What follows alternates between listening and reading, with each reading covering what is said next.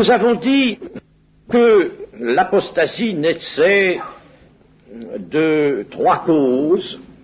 La déformation de l'écriture, nous avons vu comment, l'intrusion de la chair, c'est-à-dire de l'homme, de la volonté de l'homme, de sa nature première au milieu des choses qui sont de l'esprit, n'est-ce pas? L'intrusion de la chair, et puis l'introduction du paganisme. Cela aussi, nous avons vu ces différentes causes. Et il nous reste à voir comment le chrétien devra se prémunir contre l'idolâtrie. Il faut absolument, et Dieu le veut, qu'il se prémunisse. Bien sûr, Dieu a disposé les armes nécessaires à cela. Mais encore est-il qu'il faut que le chrétien les utilise, et toujours par le même moyen, par le moyen de la foi. Il faut que le chrétien exerce ce que l'Écriture appelle la vigilance. Mais avant de parler de vigilance, il nous faut encore voir du côté de ce qui est le mal, ce que la Bible nomme l'idolâtrie. L'idolâtrie, pourrait-on dire, est-elle véritablement quelque chose qui s'apparente à l'apostasie? Mais bien entendu, oui. L'apostasie, nous avons vu les causes, n'est-ce pas? Mais les effets, les développements de l'apostasie se rencontrent essentiellement dans tout ce qui est idolâtrie. Le terrain favorable à l'apostasie, et je rappelle que apostasie, c'est l'action, disons, de se détourner de la foi, se détourner de la foi. Eh bien, se détourner de la foi, c'est se détourner de Dieu et se tourner vers des idoles. L'homme, quelqu'un l'a dit, n'est-ce pas, un grand auteur, est un animal religieux. C'est-à-dire que s'il n'adore pas le vrai Dieu, il va adorer quelqu'un ou quelque chose d'autre. Il ne peut pas rester sans adorer. Et cela, je l'ai montré ici il y a quelques années avec des documents concernant des grands noms de la science, des lettres, de la philosophie, qui donnaient en quelque sorte leur propre témoignage de vie, n'est-ce pas, et qui montraient que dans leur position de soit d'agnosticisme, soit d'incrédulité, ils avaient des objets vers lesquels ils se tournaient, et ils tournaient toutes les aspirations de leur être, c'est-à-dire une véritable adoration. On trouve donc de l'adoration chez les incrédules. Ceux qui ne veulent pas de Dieu se sont tournés vers les faux dieux. Alors, nous allons regarder assez rapidement l'idolâtrie. Qu'est-ce que l'idolâtrie? C'est le culte des faux dieux, ou des images, ou encore des statues qui les représentent. Ça, c'est le sens connu, le sens facile, le culte des statues, le culte des faux dieux, et même, disons que la représentation de Dieu lui-même, sinon, parce qu'on l'a faite quelquefois cette représentation, la représentation de Dieu lui-même, n'est-ce pas? Si on se prosterne, si on adore cette représentation, c'est tout simplement un acte d'idolâtrie. Mais malheureusement, il arrive que l'on s'arrête trop à cette vue première sur l'idolâtrie. L'idolâtrie, le culte des statues, des faux dieux, bon, alors on a fait en sorte que chez soi il n'y ait plus rien, aucun objet qui puisse favoriser l'idolâtrie, ou tout au moins la rappeler, n'est-ce pas, statuette, statue ou autre objet, n'est-ce pas, on a tout évincé lorsqu'on a compris l'Évangile et qu'on a reçu le Seigneur Jésus dans son cœur. C'était très bien de le faire, il le fallait. C'était très bien de le faire. Mais l'idolâtrie ne se borne pas à cela. Dans l'Ancien Testament, nous avons des différents termes et une désignation d'une foule d'objets qui constituent l'idolâtrie. Très rapidement, je vais les rappeler. Il y a d'abord, bien entendu, les images taillées représentant les faux dieux. Il y a les téraphimes, c'est-à-dire ces petites statuettes que l'on mettait même dans les bagages et qui étaient les dieux domestiques.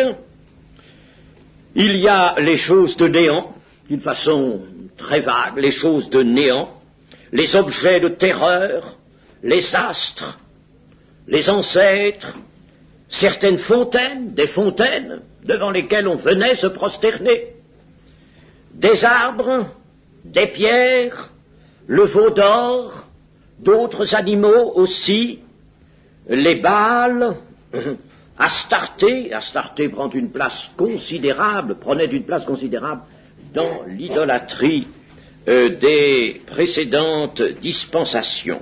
Astarté, qui était souvent figurée par le soleil et la lune ou par des symboles. Il y avait aussi les déifications des forces de la nature, le culte de la débauche et de la cruauté, car la débauche et la cruauté recevaient un véritable culte. La prostitution, il y avait une prostitution sacrée, les sacrifices d'enfants, considérés aussi comme des actes sacrés, le culte à la reine du ciel, qui a une grande place aussi dans l'Ancien Testament.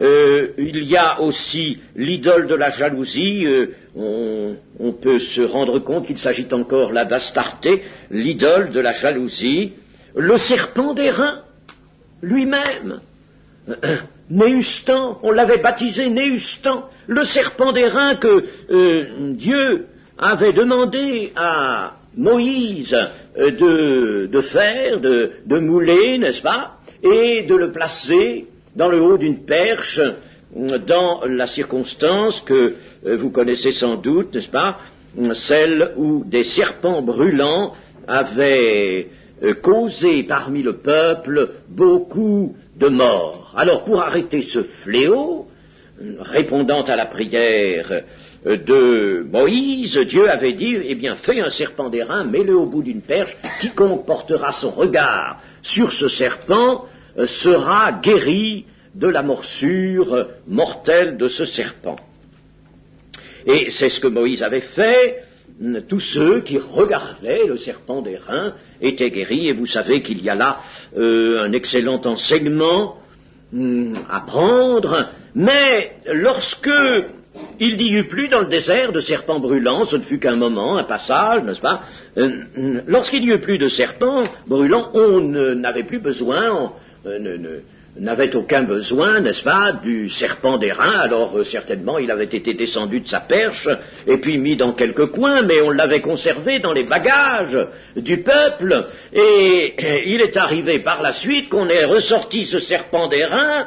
C'était un objet que Dieu avait donné, quelque chose que Dieu avait donné pour le bien et le salut des hommes. Eh bien on l'a baptisé, on l'a appelé Néhustan, et on s'est prosterné devant lui.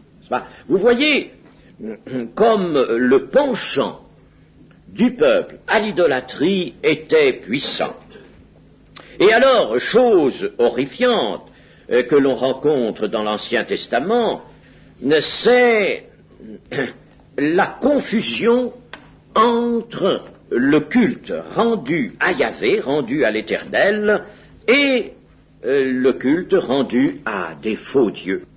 Le culte rendu au Dieu d'Israël se trouvait souvent associé à certaines formes d'idolâtrie. Et c'est ce que le prophète Élie, je crois, 1 Roi 18, 21, c'est ce qu'il appelait clocher des deux pieds. Alors Élie s'approcha de tout le peuple et dit, jusque à quand clocherez-vous des deux côtés? Si l'Éternel est Dieu, allez après lui, si c'est Baal, allez après lui. Le peuple ne répondit rien. Par là, n'est-ce pas, Élie voulait stigmatiser ce mal qui consistait à entretenir de concert tant le culte du vrai Dieu que le culte de Baal. On pratiquait les deux, et même on les mélangeait. On en faisait quelque chose, un ensemble hétéroclite, nouveau, n'est-ce pas? Et cela est apparu plusieurs fois dans l'histoire du peuple d'Israël. Cette confusion des deux cultes a toujours été un grand danger, parce qu'elle correspond à la duplicité de l'homme qui ne veut pas avouer, ne veut pas toujours avouer, qu'il rejette Dieu et sa parole, et en conservant tout de même le culte de Dieu, du vrai Dieu, il entend montrer qu'il demeure dans la fidélité tout en pratiquant l'idolâtrie. Il demeure dans la fidélité tout en pratiquant l'idolâtrie. Et on verra ça, bien entendu, dans le christianisme traditionnel. On prétendra servir Dieu comme il convient, s'inspirer de l'Évangile, mettre l'Évangile en pratique, mais à côté de cela, on fera tout ce que l'Évangile défend. Voilà cette confusion, voilà ce mariage, n'est-ce pas, de deux cultes qui est l'apostasie, bien entendu, dans toute son acception. Les faux dieux, dans l'histoire d'Israël, ont même fait leur entrée dans le temple de Jérusalem. À un certain moment, on les trouve dans le temple de Jérusalem. Le temple de Jérusalem se remplit de faux dieux et de statues, là où, n'est-ce pas, il est véritablement, il devrait être exclu qu'on les trouve, n'est-ce pas? C'est une véritable provocation à Dieu, car on sait qu'il y a une chose qui est en horreur à l'Éternel par-dessus toute autre, c'est bien cela, l'idolâtrie. Eh bien, nous avons fait cette revue-là, elle était nécessaire pour aller plus loin dans l'examen des formes prises par l'idolâtrie et des formes prises maintenant, à notre époque encore, car il est bon que nous sachions en quoi consiste ce danger d'idolâtrie. Le Nouveau Testament ne parle pas beaucoup d'idole ni d'idolâtrie. Le mot y figure très peu. Il nous est dit, par exemple, petits enfants, fuyez l'idolâtrie. Ça, c'est Jean qui dit cela, fuyez l'idolâtrie. Mais enfin, on ne peut pas dire qu'il y ait une large insistance, tout au moins apparemment, dans le Nouveau Testament. Parce que les formes d'idolâtrie sont tout à fait subtiles. Elles sont devenues subtiles.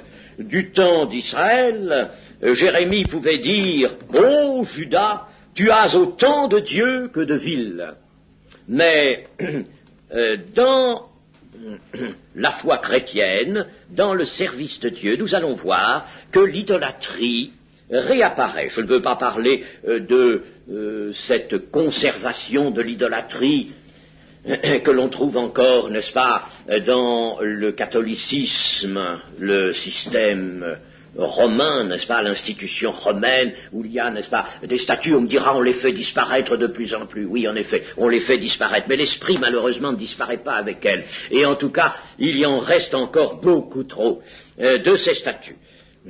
Les saints sont toujours restés, eux, des personnages que l'on prie toujours, n'est-ce pas? La prière des saints n'a pas cessé, la prière de la Vierge non plus, même si on l'appelle une dulie ou une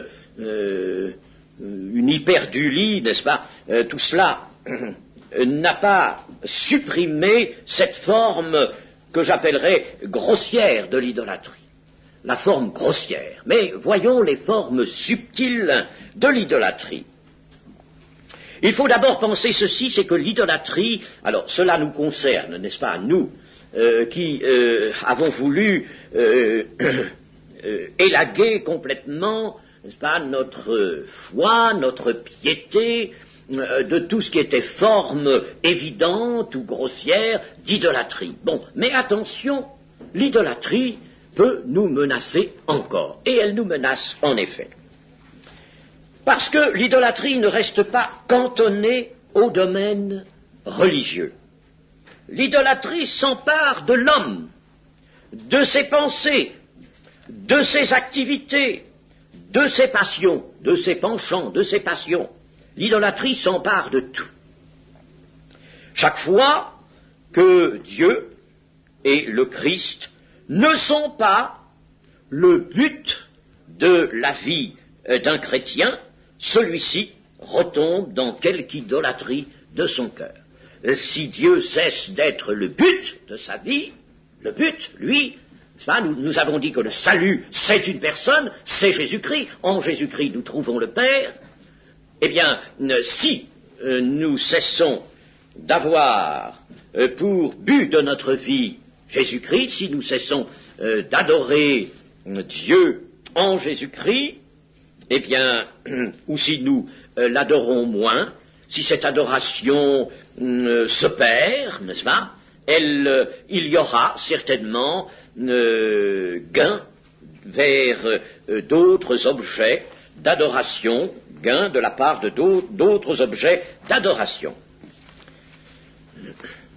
Car l'homme prétendra alors pouvoir servir deux maîtres. Ça commencera souvent comme cela. Il servira deux maîtres. Il ne va pas renier son Dieu, renier la foi qu'il sait être la foi véritable, parce qu'elle est celle que l'Écriture sainte lui demande.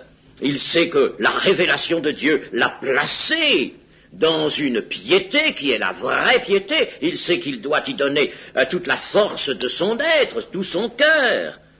Mais il ne redira pas cela, seulement il admettra un partage. Il commencera par un partage et finira par mettre quelque chose à la place du Seigneur. À quoi donne-t-on priorité en son cœur? C'est à cette question qu'il faudrait que l'on réponde lorsque l'on s'examine soi-même, s'examiner pour savoir si l'on est dans la foi, dit l'apôtre Paul. Eh bien, il faudrait notamment répondre à cette question: à quoi ai-je donné priorité en mon cœur? Voyons, à qui la priorité, vraiment, sans chercher à me leurrer, à me tromper, à se tromper soi-même, comme dit Jacques, n'est-ce pas? À qui ai-je donné priorité? Est-ce au gain, je cite, n'est-ce pas, quelques objets nouveaux d'intérêt, si vous voulez, d'affection, et peut-être d'idolâtrie?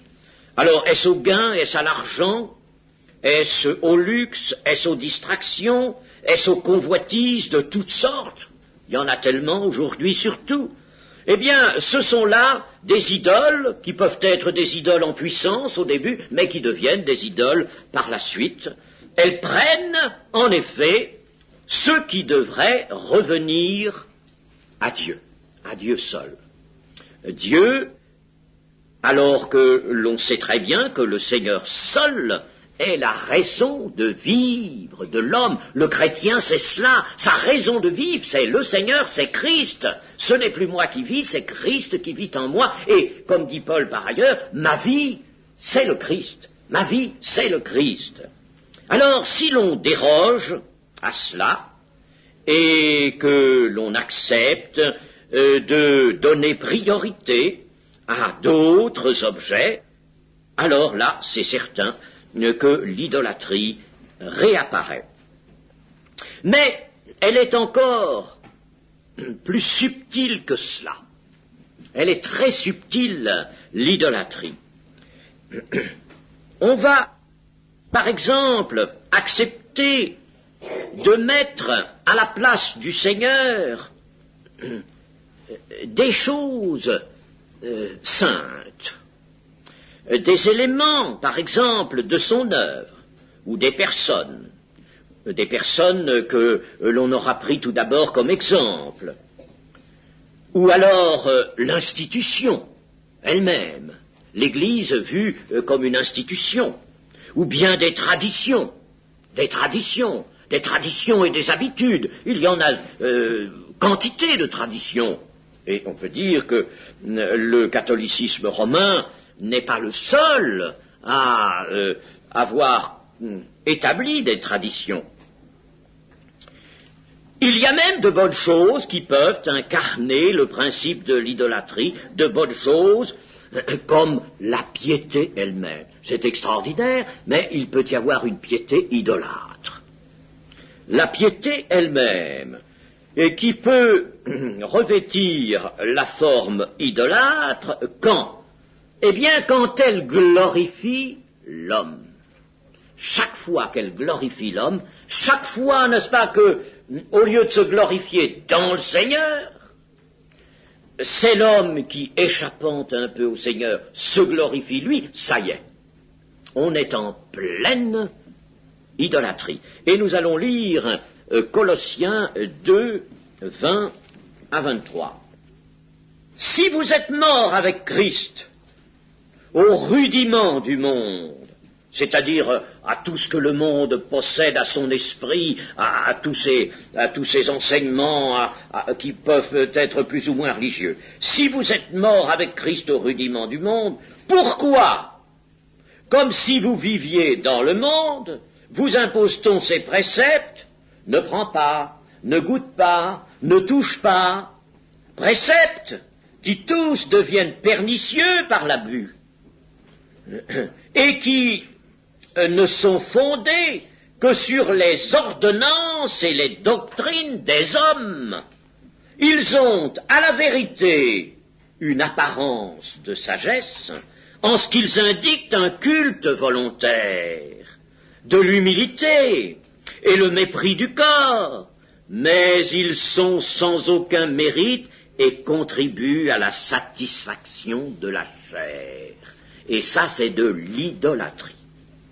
C'est de l'idolâtrie pure et simple. Vous voyez là, n'est-ce pas, des formes de piété qui contribuent à la satisfaction de la chair. Et on pourrait en découvrir bien d'autres que celles dont l'apôtre donne ici l'exemple. Dans Romains 8 et verset 6, nous lisons « Et l'affection de la chair, c'est la mort, tandis que l'affection de l'esprit, c'est la vie et la paix. Car l'affection de la chair est inimitié contre Dieu, parce qu'elle ne se soumet pas à la loi de Dieu et qu'elle ne le peut même pas. Or, ceux qui vivent selon la chair ne sauraient plaire à Dieu. » Voilà, n'est-ce pas, là, en opposition, deux manières de marcher ou de vivre dans la vie chrétienne, n'est-ce pas? Il s'agit là de chrétiens, il s'agit de gens qui ont été baptisés. Attention à l'affection de la chair, parce que l'affection de la chair, c'est-à-dire tout attachement à ce qui plaît à la chair, à ce que la chair demande à notre être elle-même, n'est-ce pas? La chair, c'est-à-dire l'homme naturel, a des désirs, alors il va les faire savoir, ces désirs, il va essayer même de les appuyer autant qu'il le pourra, n'est-ce pas? Il va faire monter ses désirs au cœur et il va demander qu'ils soient satisfaits. Alors, si on les satisfait, ce sera l'affection de la chair. Satisfaire l'homme naturel, satisfaire la chair. Alors là, c'est la mort. Tandis que l'affection de l'esprit, c'est la vie et la paix. Or, l'affection de l'esprit, c'est tout simplement la vie dans la communion avec Christ, c'est-à-dire, n'est-ce pas, alors là, la part entière abandonnée au Seigneur lui-même. Et il y a certaines œuvres de foi, des œuvres chrétiennes, des œuvres missionnaires, qui peuvent devenir des idoles lorsque l'homme s'y complaît et y trouve des satisfactions dans un activisme qui le grandit à ses yeux. Oh, il ne l'avouera pas toujours, mais il se verra maître d'une activité.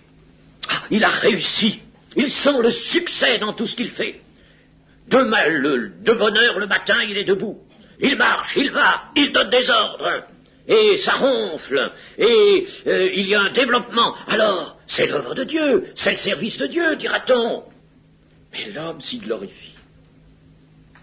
L'homme s'y glorifie, eh oui. Malheureusement, cela arrive, n'est-ce pas? L'homme s'y glorifie, cela le grandit. Alors, il y a là, bien entendu, une forme d'idolâtrie qui peut devenir excessivement grave, et l'on a vu des hommes qui, pendant une bonne partie de leur vie, ont travaillé vraiment dans des œuvres de Dieu, pas tous, bien entendu, heureusement, mais certains qui ont travaillé, n'est-ce pas, et qui ont fini dans l'orgueil le plus terrible, dans l'orgueil, parce que, en réalité, dans une œuvre qui avait réussi, qui avait même bénéficié non seulement de leurs dons spirituels, de leurs dons ou de leurs qualifications reçues du Saint-Esprit, n'est-ce pas, mais de leurs dons naturels aussi. Il y a des hommes qui ont mis beaucoup de leurs dons naturels, n'est-ce pas? Et les dons naturels, cela existe. Des hommes qui ont véritablement, sur le plan humain, des capacités magnifiques et qui mettent cela au service d'une œuvre chrétienne, d'une œuvre d'évangélisation, d'une œuvre missionnaire. Mais alors, attention, bientôt, les voici juchés sur un piédestal, n'est-ce pas? Et alors, ce que Jésus a refusé, eux, ils l'acceptent.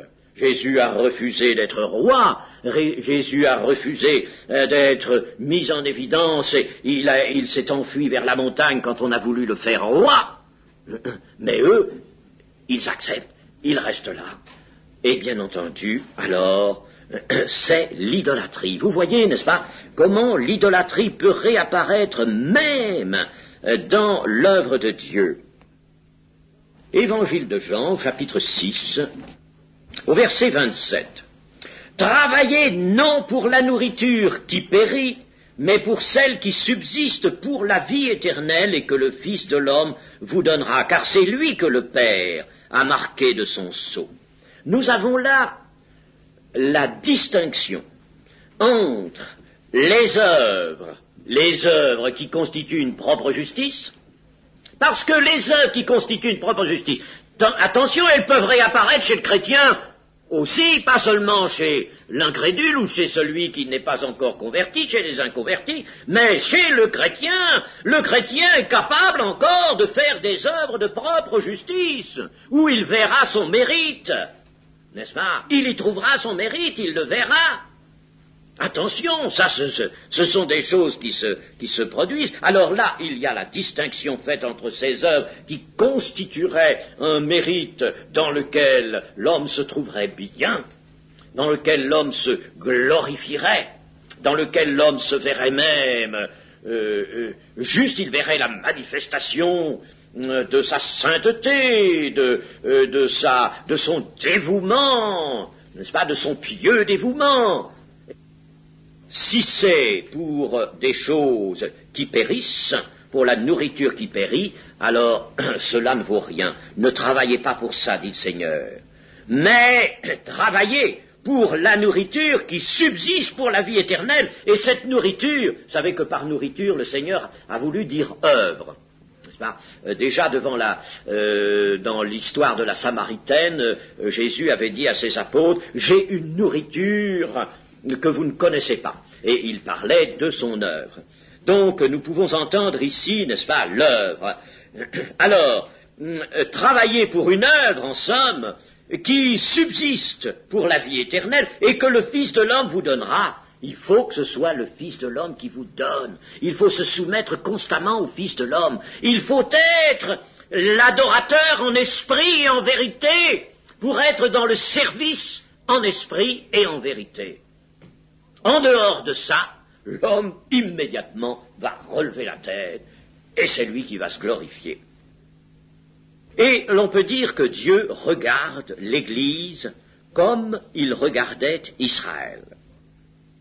Nous allons voir dans Jérémie 7, 21, comment Dieu parlait au peuple d'Israël.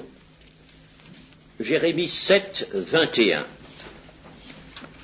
Ainsi parle l'Éternel des armées, le Dieu d'Israël.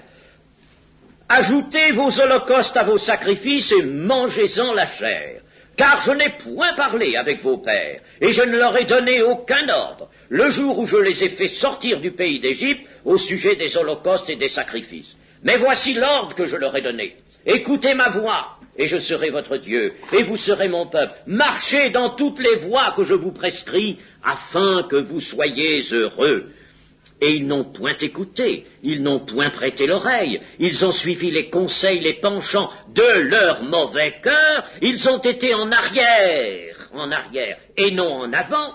Depuis le jour où vos pères sont sortis du pays d'Égypte, jusqu'à ce jour, je vous ai envoyé tous mes serviteurs les prophètes, je les ai envoyés chaque jour dès le matin, mais ils ne m'ont point écouté, ils n'ont point prêté l'oreille, ils ont raidi leur cou, ils ont fait le mal plus que leur père. Si tu leur dis toutes ces choses, ils ne t'écouteront pas. Si tu cries vers eux, ils ne te répondront pas. Alors dis-leur, c'est ici la nation qui n'écoute pas, la voix de l'Éternel son Dieu, et qui ne veut pas recevoir instruction. La vérité a disparu, elle s'est retirée de leur bouche. Chers amis, quand Dieu dit, n'est-ce pas, ici, avec cette rigueur, je n'ai point parlé à vos pères, je ne leur ai donné aucun ordre au sujet des holocaustes et des sacrifices. Pourtant, si, Seigneur, tu avais bien donné des ordres pour les sacrifices et les holocaustes. Tu avais donné des ordres, ils sont là consignés dans le livre de la loi. Ils sont là. Oui, mais le Seigneur dit ici, je ne leur ai rien donné. Pourquoi? Parce que leur cœur est détourné de moi. Alors ils continuent à faire ces sacrifices. Ils continuent. Le Seigneur leur dit, ajoutez vos holocaustes à vos sacrifices, et mangez-en la chair, mangez-en vous-même la chair, n'est-ce pas? Ça ne m'intéresse plus, ce que vous faites là. Ça ne m'intéresse pas. Dieu ne veut pas voir cela, parce que votre cœur s'est détourné de lui, et que vous n'êtes point fidèle, vous êtes dans la désobéissance. Alors vous pouvez continuer les formes de la piété, vous pouvez aller, marcher, ça ne m'intéresse pas, Dieu ne regarde pas. C'est extrêmement sévère, évidemment, tout cela, n'est-ce pas? Il est évident qu'il y a là une grande sévérité. On peut dire que Jérémie a été chargé ici de fustiger le peuple, de le châtier. Le ton est vif, mais Dieu montre vraiment sa colère. Nous pouvons dire par conséquent que tout dévouement, toute piété ou toute habitude, tradition ou habitude, vous savez, la tradition n'est quelquefois qu'une habitude acquise, eh bien tout dévouement, toute piété ou toute habitude qui devient une fin en soi, comme l'étaient les sacrifices et les holocaustes. Le peuple ne voyait plus que ça. Il fallait faire des sacrifices, il fallait réaliser les holocaustes, tout cela, n'est-ce pas, avec le cérémonial, oui, très bien, et il y avait en cela une fin, un but. Le but, c'était cela. Le but n'était pas de se sanctifier, le but n'était pas de plaire à Dieu, d'adorer Dieu, donc le but, c'était de réaliser cela. Chaque fois, donc, je le répète, qu'une piété quelconque, une tradition, n'est-ce pas, ou même un réel dévouement devient une fin en soi, ou, si vous voulez, n'est-ce pas, toute piété qui se présente en notre cœur comme ayant en elle son propre but, n'est-ce pas? Si nous mettons le but dans la piété, si nous mettons le but là, si nous mettons le but, par exemple, dans nos réunions, dans notre assemblée, dans nos chants, dans tout ce que vous voudrez, nos rencontres, si nous mettons le but là, ou le but dans le fait que nous pouvons nous dire chrétiens, si le but est là, Dieu ne veut pas accepter. Dieu n'accepte pas. Dieu n'acceptera pas parce que c'est alors que ce dévouement, cette piété ou cette habitude qui porte son propre but devient une idolâtrie. Tout simplement, c'est une idolâtrie. Cela devient en effet une œuvre de la chair, une bonne œuvre. Des bonnes œuvres, nous retombons, n'est-ce pas, dans l'ornière, des bonnes œuvres, non pas celles de l'esprit, mais des bonnes œuvres de la chair, et non plus les œuvres qui attestent la foi. Et la foi, elle est toujours portée vers le Seigneur. La foi authentique, c'est la foi vers le Seigneur. Et cela nous amène à comprendre, chers amis, comprendre pourquoi il arrive que le Seigneur lui-même frappe ce qui est son œuvre, ou tout au moins ce qui semble être son œuvre. Pourquoi il laisse les circonstances, des circonstances adverses, frapper son œuvre? Il faut le comprendre. Le Seigneur ne protège plus. Il ne protège plus ce que nous regardons comme son œuvre, comme son Église, comme son évangélisation, dès que l'activisme est là.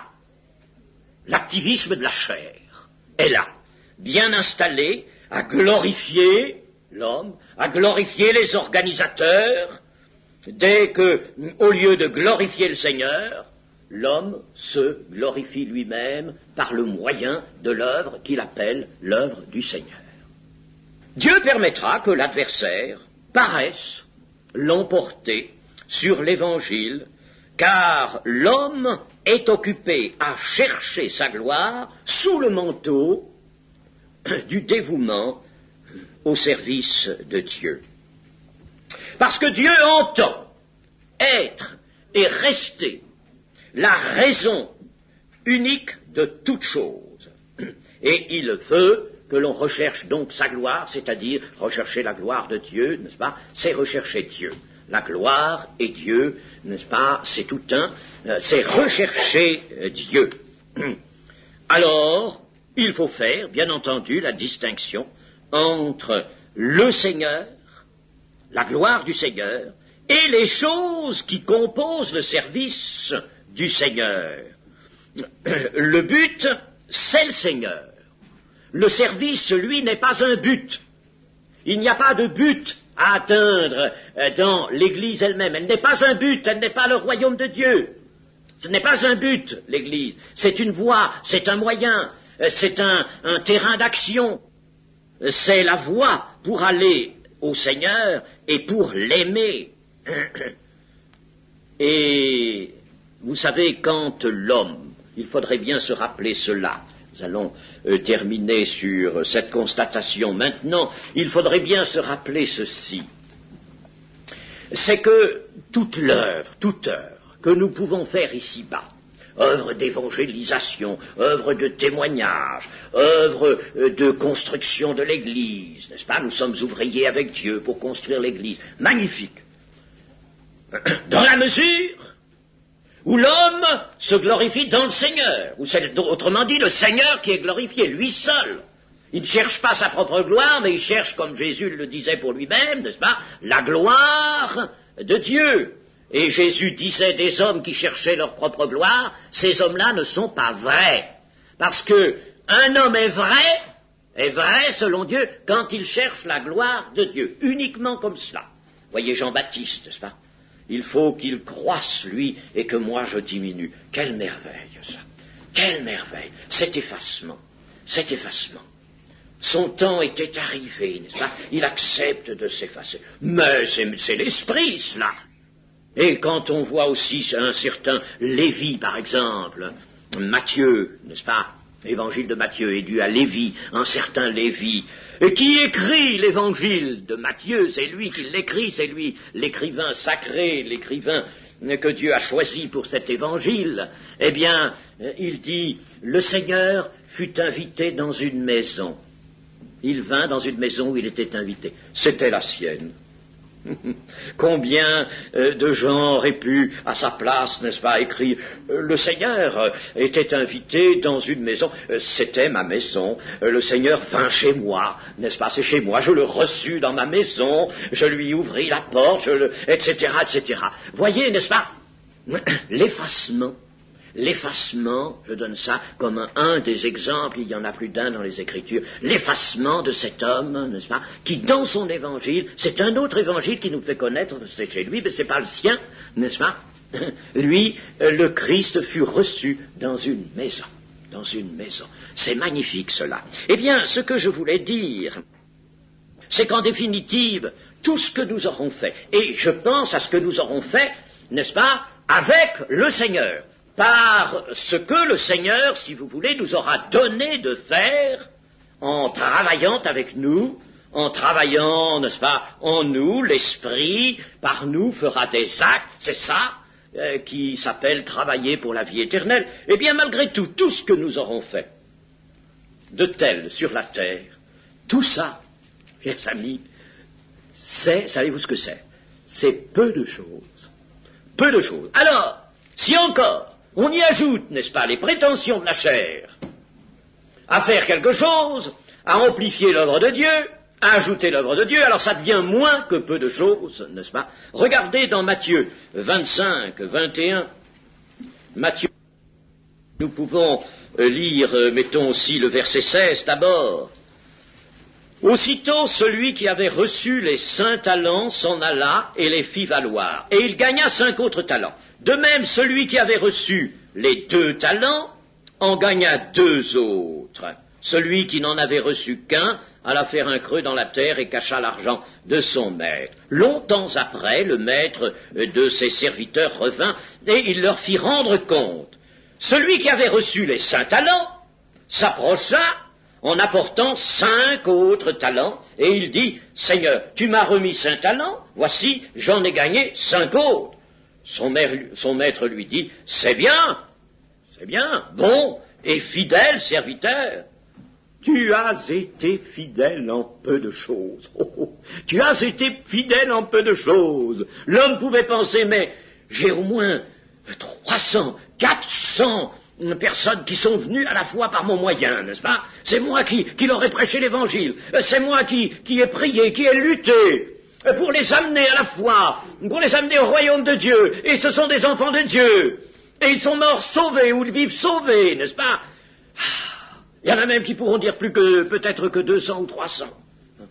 Et le Seigneur dira, c'est bien, tu as été fidèle en peu de choses. Pourquoi, chers amis, le Seigneur nous dit-il ça? Tu as été fidèle en peu de choses, je te confierai beaucoup, entre dans la joie de ton maître. C'est quand tu seras au ciel que tu auras une grande œuvre à faire. Mais sur la terre, tu as peu de choses à faire. Pourquoi? Mais c'est parce que, si tu as été fidèle, et le Seigneur a travaillé par toi, mais c'est pas toi qui as fait le travail. C'est le Seigneur, c'est la puissance de l'Esprit. Toi, qu'est-ce que tu aurais fait? Pas grand-chose, rien du tout, tu aurais fait plutôt, n'est-ce pas, des choses négatives. Bon, eh bien, le Seigneur t'a utilisé, tu as été fidèle, tu as apporté ta fidélité. Bon, c'est très bien, le Seigneur a pu se servir de toi, tu as été fidèle en peu de choses, mais tout le travail, c'est la force du Saint-Esprit qui l'a accompli. Alors, chers amis, n'est-ce pas, comment irions-nous nous glorifier et puis nous imaginer que nous aurons fait sur la terre beaucoup de choses? N'est-ce pas, en des années, en des dizaines d'années, nous avons été ceci. Mais gloire à Dieu si nous avons pu servir longtemps le Seigneur, gloire à Dieu, mais nous l'aurons servi dans l'effacement, nous l'aurons servi dans l'humilité, nous l'aurons servi sachant que le Seigneur aurait pu en prendre un autre à notre place. Il aurait peut-être mieux fait que nous, n'est-ce pas? Il aurait pu en prendre un autre de toute manière, n'est-ce pas? La grande part de l'action, elle revient à l'Esprit de Dieu. Et nous avons été fidèles en peu de choses. Alors vous voyez comme il ne faut jamais accepter de se hisser un petit peu, n'est-ce pas, de se mettre en valeur. Quand vous rendez compte du témoignage ou du témoignage que vous avez donné à quelqu'un et par lequel quelqu'un a été, mettons, intéressé à l'Évangile, peut-être amené même à l'Église. Oh, chers amis, soyez bien modestes en cela. Sachez que c'est le Saint-Esprit qui l'a fait le travail. C'est pas tellement vous, c'est le Saint-Esprit. Alors, ne vous glorifiez pas. Faites attention de ne jamais vous glorifier, parce que l'on tombe très vite dans l'idolâtrie. Il m'est arrivé, hélas, de rencontrer des personnes chrétiennes qui étaient absolument insupportables. Quand vous les rencontriez, n'est-ce pas, elles vous accrochaient, elles vous tenaient, et vous étiez bon pour un discours d'1 heure, n'est-ce pas, pendant lequel elles se faisaient valoir. Comprenez, quand je suis allé là, Seigneur m'a dit, fais ceci, fais cela, alors je suis allé, puis il y a eu 20 personnes étaient là, n'est-ce pas, elles sont tombées à genoux, elles ont été convaincues de péché, et puis alors je suis allé de tel côté, j'ai fait ceci, j'ai fait cela, n'est-ce pas. Hélas, il y a des chrétiens, n'est-ce pas, qui voyaient. Vous le voyez, n'est-ce pas, avec quelque chose qui est en soi excellent, comme le témoignage chrétien, font un objet d'idolâtrie. Un objet d'idolâtrie. Alors tout ça, n'est-ce pas, le Seigneur le dénonce. Et il faut que nous prenions garde à cela, et nous allons pouvoir étudier demain, alors, la manière de prendre garde, qui s'appelle la vigilance. La vigilance. Amen. Seigneur notre Dieu, notre bon Père céleste, nous voulons prendre modèle de Jean-Baptiste que l'Écriture nous montre dans une complète humilité. Cet homme qui avait reçu une mission merveilleuse, être le héros marchant devant le grand messager de l'Alliance, devant le Messie, lui qui avait eu ce rôle merveilleux, ayant été baptisé dans le Saint-Esprit dès le sein de sa mère. Ô notre Dieu, pourtant, il pouvait, lui, être humble et se retirer pour laisser toute la gloire à celui qui venait derrière lui, mais qui l'avait précédé. Ô Seigneur notre Dieu, que nous soyons dans la même pensée, et que nos cœurs puissent se résoudre dans une humilité de même mot, de même nature, ô notre Dieu, que nous laissions le Seigneur là, en grande lumière, mais que nous nous retirions pour que toute la lumière soit sur lui, sur son œuvre, sur son amour, et que tous le voient ainsi, pour pouvoir dire, comme les habitants de Sichem, depuis que nous l'avons entendu, nous croyons en lui, non pas à cause de toi, ni de ce que tu nous as dit, mais parce que lui-même, nous l'avons vu. Permets-nous d'apporter le Seigneur ainsi, ô notre Dieu, et nous de rester à l'arrière-plan, afin que nous soyons, comme dit l'Écriture, glorifiés, mais dans le Seigneur. Au nom de Jésus. Amen.